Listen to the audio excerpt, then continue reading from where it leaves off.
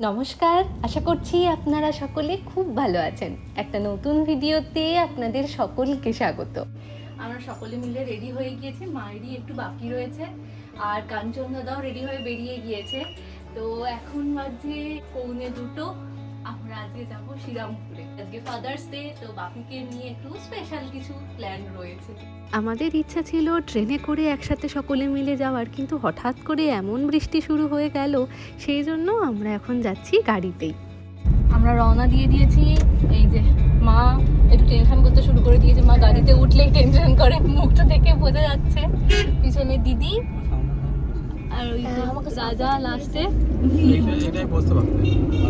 আমাদেরকে নিয়ে যাচ্ছে দাদা। সম্পূর্ণ নতুন ধরনের একটা গাড়ি দাদা চালাচ্ছে। আমাদের তারকেশ্বরে কাল অনারেবল প্রাইম মিনিস্টার এসেছিলেন, তো তাকে ঘিরেই ছিল বিশাল বড় আয়োজন।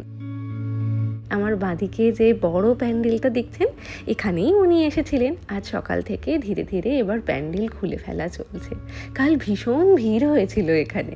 চলুন, আমরা প্রায় অনেকটা রাস্তা ছাড়িয়ে চলে এসেছি। আমাদের তারকেশ্বর থেকে শ্রীরামপুর যেতে ট্রেনে ওই 1 ঘন্টা মতন সময় লাগে, আর বাই কার 1.5 ঘন্টা মতন সময় লেগে যাবে।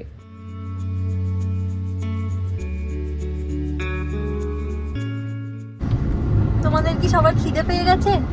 না না, খিদে পাওয়া ভাই এক্সাইটেড এখন পৌঁছানোটা নিয়ে। হ্যাঁ, ওয়েদারটা কিন্তু ভীষণ সুন্দর হয়ে আছে।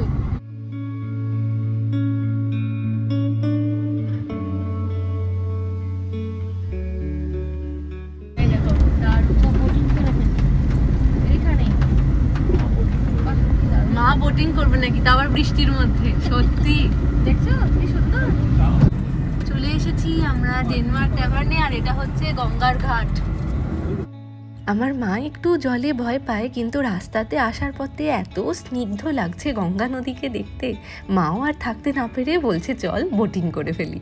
এই নিয়ে আমি তৃতীয়বার এখানে আসছি। আসলে যখন কলেজে পড়তাম তখন আমার অদ্ভুত ধরনের একটা শখ ছিল বিভিন্ন রকমের হেরিটেজ হোটেল কিংবা সুন্দর দেখতে রেস্টুরেন্ট বা অ্যাস্থেটিক রেস্টুরেন্টকে এক্সপ্লোর করার।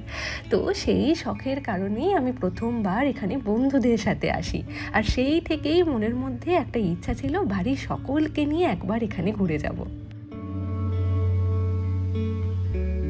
যতবারই আসি এই ডেনমার্ক ট্যাভার্নের যে অপূর্ব একটা সৌন্দর্য, এই জিনিসটাই মন একেবারে কেড়ে নেয়। এখন আমরা যাচ্ছি একটু কেক আনতে, কারণ ফাদার্স ডে, তো বাপির জন্য একটু স্পেশাল কিছু করার তো ইচ্ছা, তো তার জন্য ফ্লুরিজে যাচ্ছি। এই যে এই দিকটাই হচ্ছে ফ্লুরিজ।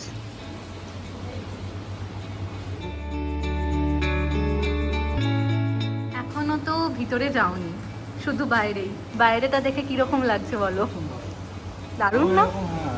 হিস্টোরিক্যাল প্লেস টাইপের খুব সুন্দর লাগে এগুলো। মডার্ন হ্যাঁ, থেকে আমার এরকম পুরোনো ক্লাসিক জিনিস বেশি পছন্দ। আর তার সাথে আরো স্বাদ দিয়েছে এই ওয়েদারটা, ওয়েদারটা খুব তাই না? সুন্দর লাগে, হ্যাঁ।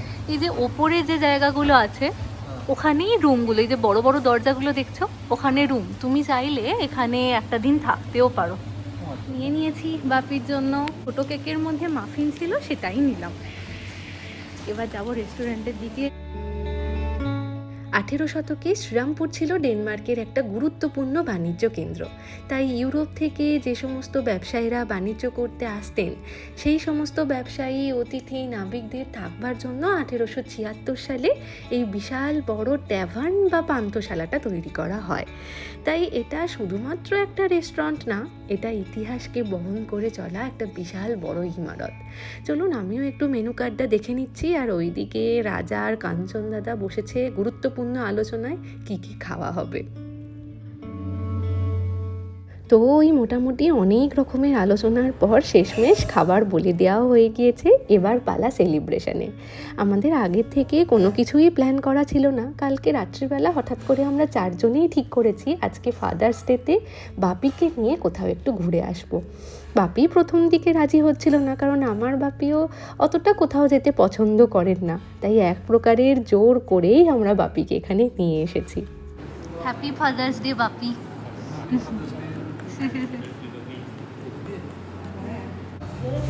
যতক্ষণ না নিববে ততক্ষণ ফু দিতে থাকতে হবে নাকি?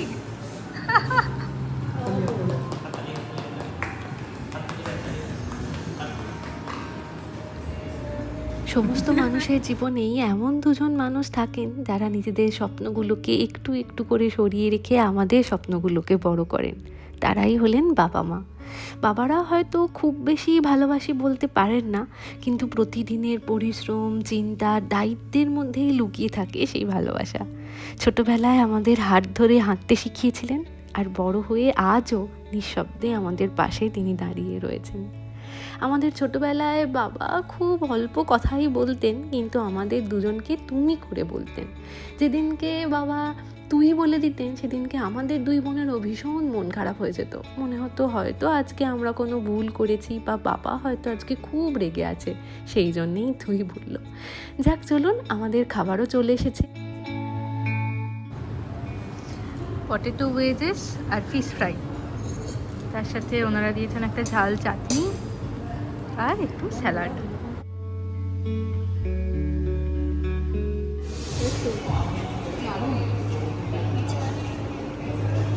কোনটা দারুন?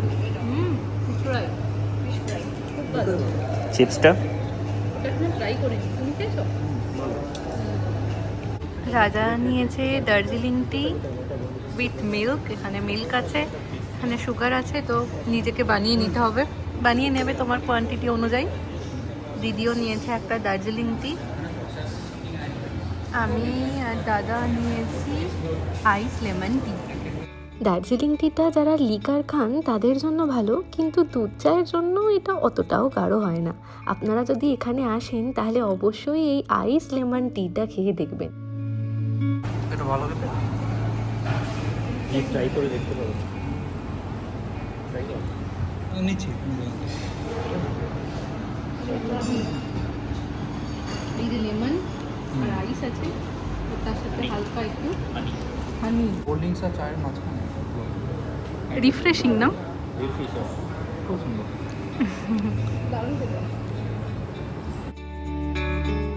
ও, আজকে কি কি খাবার নিয়েছি সেগুলোই বলা হয়নি। স্টার্টারে আমরা নিয়েছিলাম ফিশ অ্যান্ড চিপস আর গোল্ডেন ফ্রাইড প্রন। তারপর মেন কোর্সে আমি, রাজা, দিদি আর কাঞ্চন দাদা আমরা চারজনে মিলে নিয়েছি একটু চিকেন পিৎজা আর তার সাথে অ্যালফ্রেডো স্প্যাগেটি। কিন্তু বাপি মা ওই পিৎজা বা স্প্যাগেটি কোনোটাই খেতে পছন্দ করে না, আর ওরা খায়ও না। সেই জন্য ওদের জন্য নেওয়া হয়েছে একটুখানি এগ ফ্রাইড রাইস আর চিলি ফিশ।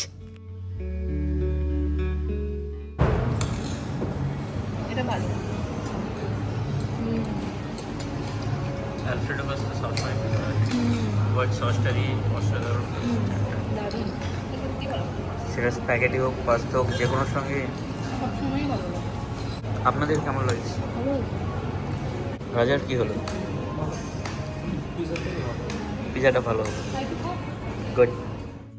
রেস্টুরেন্টের পিছনের দিকটা এত সুন্দর করে গাছপালা দিয়ে সাজানো, এখানে আসলেই একটা মিষ্টি ফুলের গন্ধ পাওয়া যাচ্ছে। এর আশেপাশে কোনো পুলিশ ক্যাম্প আছে বোধহয়, সেই জন্যেই আসবার পথে অনেকগুলো পুলিশের গাড়িও দাঁড়িয়ে থাকতে দেখলাম। রেস্টুরেন্টটা কিন্তু পুরোটাই খুব ফটোজেনিক। আপনারা কারা কারা এই ডেনমার্ক ট্যাভার্নে এসেছেন আমাকে অবশ্যই কমেন্টে জানাবেন।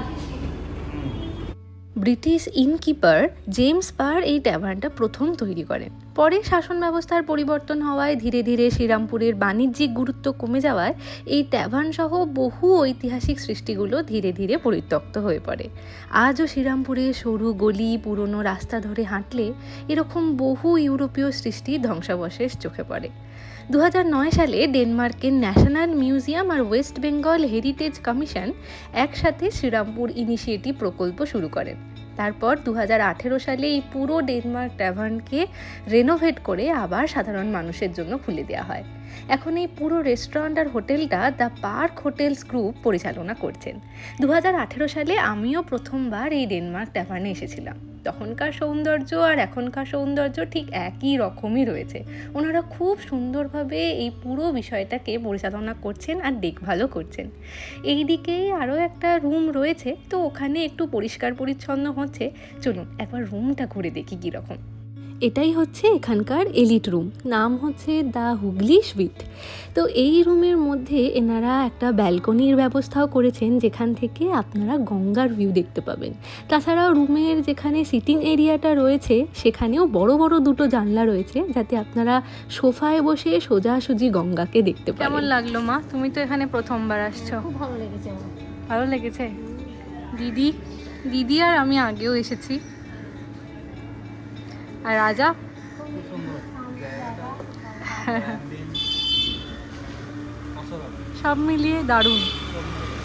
কেমন লাগলো দাদা? বাপির কেমন লাগলো?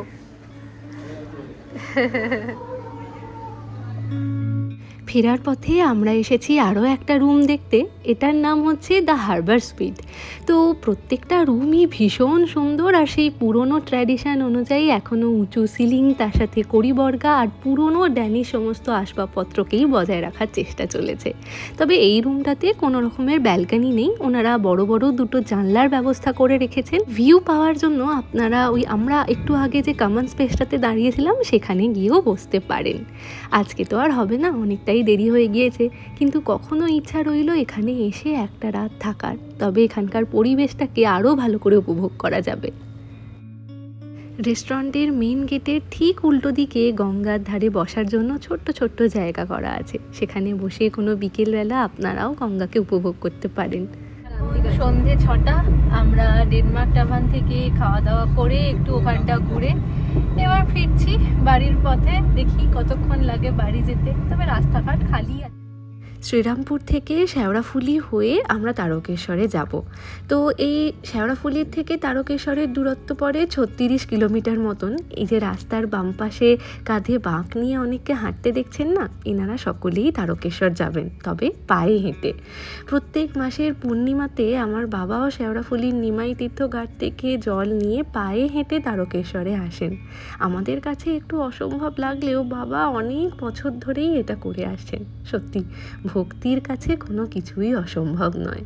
আমরা দাঁড়িয়েছি একটু চা খেতে। আসলে ডেনমার্ক টাভানে সব খাবারই ভালো ছিল, কিন্তু দুধ চাটা অতটাও ঠিক ছিল না। তো সেই জন্য যতক্ষণ না একটু ভালো চা পাচ্ছি ততক্ষণ আমার দিদির মনটা আবার একটু ভরছে না। চলুন, আমরা প্রায় কাছাকাছি চলে এসেছি। আজকে মনে হয় এখানে কোথাও পুজো আছে জানেন, রাস্তার মাঝে মাঝেই দেখলাম কালী ঠাকুর আসছে। ঘড়িতে 8টা বাজে, আমরা সকলে মিলে ফিরে পড়লাম। এই যে সবাই একে একে গাড়ির থেকে নামছে, সবাই খুব টায়ার্ড। এবার দেখি রাত্রিরে আর কিছু খাওয়ার ইচ্ছা নেই, তো ওখানে খাওয়া হয়েছে। তোমাকে আর কিছু রান্না করতে হবে না রাত্রিরে, আর কিছু খাবো না। হ্যাঁ বাবা, আজকে জামাইরা না খেলে হয় নাকি? কেউ, রাজা তো খাবেই না, কাঞ্চন দাদাও খাবে না বলছে। আজকের দিনটা বেশ ভালোভাবে কাটছে বলো, সবাই মিলে একসাথে। খুব ভালো লেগেছে, যে ফাদার্স ডে ছিল আরো ভালো লাগলো। হ্যাঁ, ফেরার পথে আসলাম একটু কাঁসা পিতলের দোকানে। আসলে কলকাতার ফ্ল্যাটের কোনো ধুনুচি নেই, তাই এখান থেকে একটা ধুনুচি নেব। চলুন, আজকের ভিডিওটা তাহলে এখানেই শেষ করছি। আজ তাহলে আসি, আবার আসবো নতুন একটা ভিডিও নিয়ে। ততক্ষণ সকলে সুস্থ থাকবেন, সচেতন থাকবেন আর সকলের খেয়াল রাখবেন।